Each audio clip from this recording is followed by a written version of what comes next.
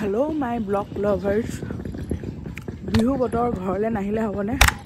এতিয়া ৰাতিপুৱা বাজিছে 5টা। ঘৰ পালোহি।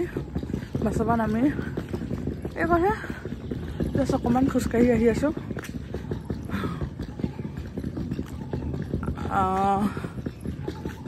সকলোলৈকে ৰঙালী বিহুৰ শুভেচ্ছা জনালো।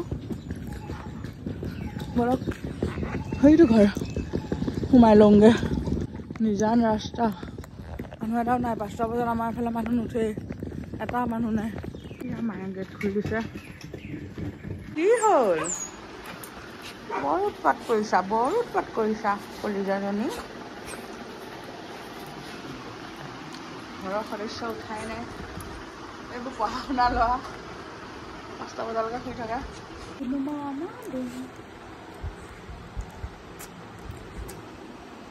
আকৌ ইজনী ওচৰলৈ যাওঁ এবাৰ।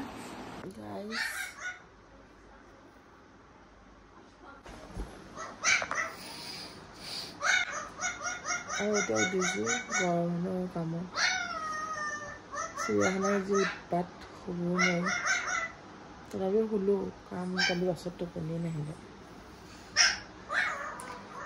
যাওঁ বাহিৰত কি কৰিছে ঘৰৰ মানুহে চাওঁগৈ, যিহেতু আজি গৰু বিহু। কিঞ্চি বাতি পৰা খাইছ, নিজৰ বাতি এনেকৈয়ে থাকিলে। তাকো দৈ আজিলৈকে খায়ে পোৱা নাই হেনো। লোকৰ বাতি পৰা খোৱাৰ ৰসে বেলেগ নে কি মানে? নিজৰ বাতিটো গাইজ মই বিহু বুলি মানে উঠি লৈ গা চা ধুৱাই নাই এতিয়ালৈকে। বিহু দিনখনো গাটো ধুবলৈ ইমান দেৰিকৈ ৰখি আছোঁ। ভাবিলোঁ মই মানে ৰুমটো অকণমান বোলো বিহু বতৰ, বিহু লগাকৈ অকণমান সজাই দিওঁ, তাৰপিছতে ধুনীয়াকৈ গাটো ধুই আহিম বুলি ভাবিলোঁ। আৰু গৰু বিহু আজি গাঁৱলৈ যোৱা নহ'লে, আৰু ইয়াতে গৰু নাই গা ধুওৱা দেখুৱাবলৈও, গাঁৱলৈও নগ'লোঁ। সেইটো কাৰণে ভাবিলোঁ ৰুমটোকে বিহু বুলি সজাওঁ আৰু আপোনালোককো দেখাওঁ।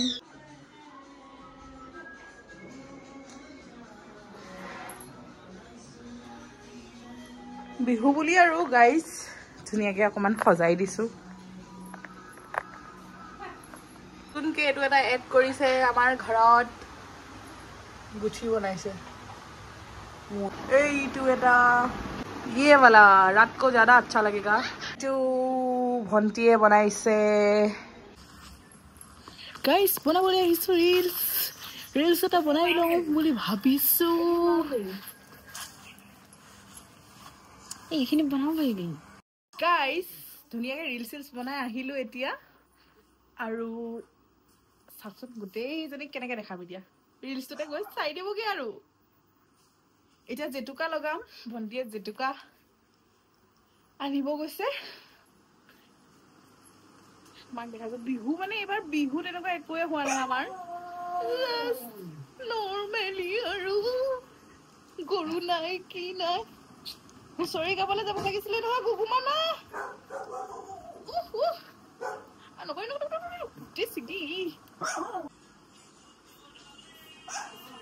সেইয়া বিহু আমাৰ মা। এইফালে চাই দিয়া। সেয়া বিহু আমাৰ মা। কিনচি ফোন কেমেৰা দি বনাইছো যে বহুত দিন কেনেকুৱা লাগিছে ফোন কেমেৰা দি বনাও। এতিয়া জেতুকা লগাম। গাইস আলহী আহিছে।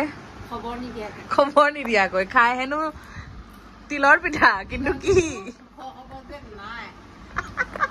কিন্তু দুখৰ খবৰ যে আমাৰ তিল পিঠা নাই। মানে এবাৰ বিহুত পিঠা বনোৱা নাই আমি। ৰঙালী বিহু শুভেচ্ছা থাকিল মোৰ ফালৰ পৰা। বহুত দিনৰ মূৰত লগ পালো তোমাক। ময়ো বহুত দিনৰ লগ পালো। আজি তেতিয়াহ'লে আমি লগ হৈ খানা এটা খাম ৰাতিলে। হুঁচৰি গাম। আজি তোমাকে গাটো ধুৱাব লাগিছিলে মই। দীঘলতি মাখিলতি আনি। আৰু ডেকৰেশ্যনটো কোৱা আকৌ বিহু বুলি। এইবিলাক ভাল লাগিছে। সোমাই আহিয়ে বিহু লাগিছে নাই ঘৰখন?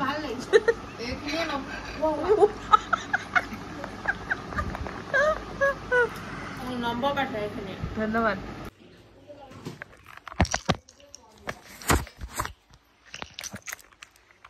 গাইজ জেতুকা সানিম বুলি ললো, মাক খুন্দিবলৈ দিলো।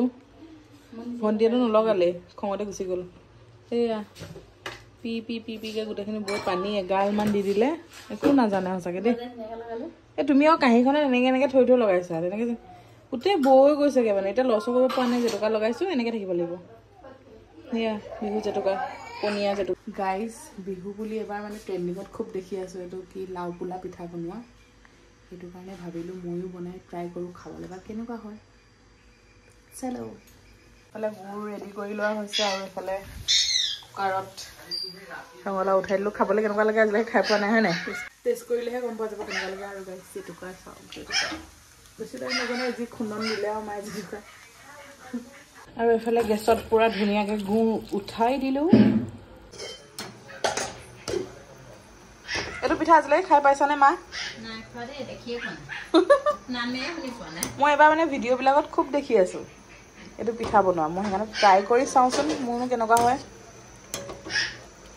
কাৰণ বিহু বুলি এবাৰ আমাৰ ঘৰত এটা পিঠা বনোৱা নাই এনেই আমিয়ে লগা হয় এটা না তিল পিঠা না ঘিলা পিঠা একোৱে নাই এইফালে আমাৰ ভাইটিয়ে গা চা ধুই আহি ৰেডি হ'ল নতুন কাপোৰ পিন্ধিছা নি ধুনীয়াকৈ একদম চাকি ল'লোঁ ৰঙালাওটো পানীখিনি ভালকৈ জোৱাই ল'লোঁ তাৰপিছত ইয়াত দিলোঁ ইয়াত দিম এতিয়া অলপমান পিঠাগুড়ি অকণমান নিমখ দিম তাৰপাছত ধুনীয়াকৈ মিক্স কৰি ল'ম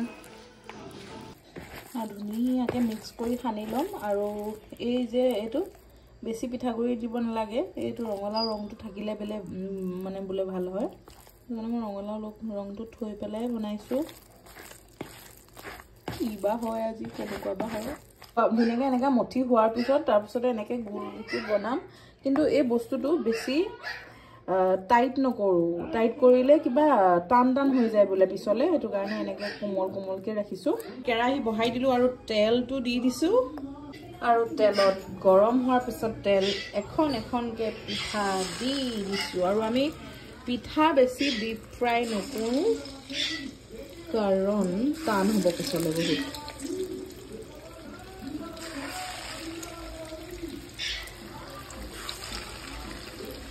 ভয়ো লাগে কিবা হ'ব ভাল হ'লে হ'ল আৰু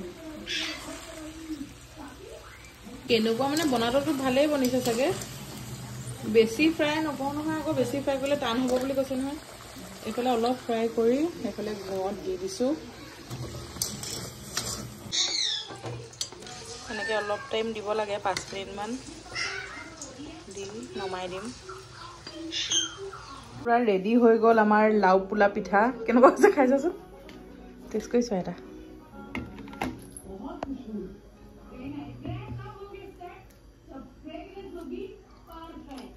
কেনেকুৱা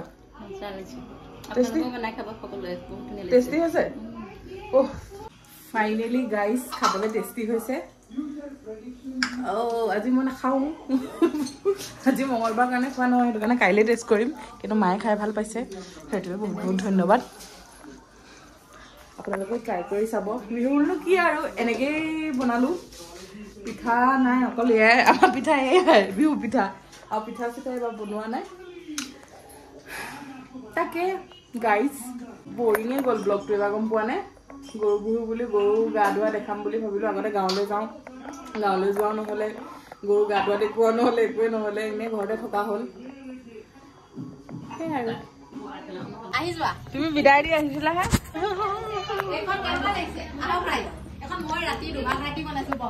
সেইটো সম্ভৱ কেতিয়াবা হ'বনে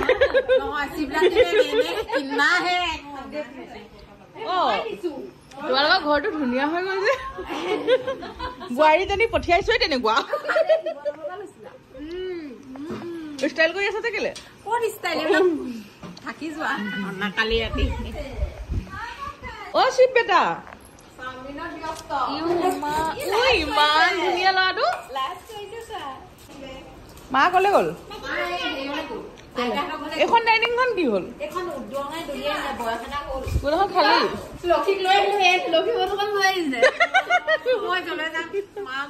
কি আছিলে সেইদিনা সৰস্বতী পূজাত লক্ষী ফটো সেয়া কৰি আজৰি তাৰপিছত গম পাইছে লক্ষীহে আছিলে হেৰি কি বুলি কয় সৰস্বতী নহয়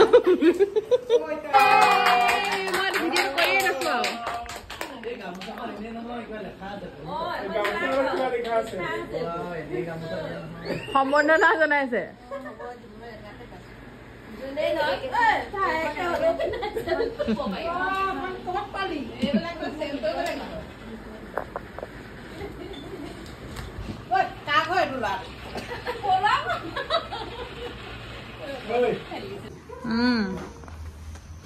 কেনেকুৱা লাগিছে হেপী বিহু হৈ গৈছে ৰঙালী বিহু মই কিমান সুখী চোৱা মই অকলশৰীয়া মানুহ এজনী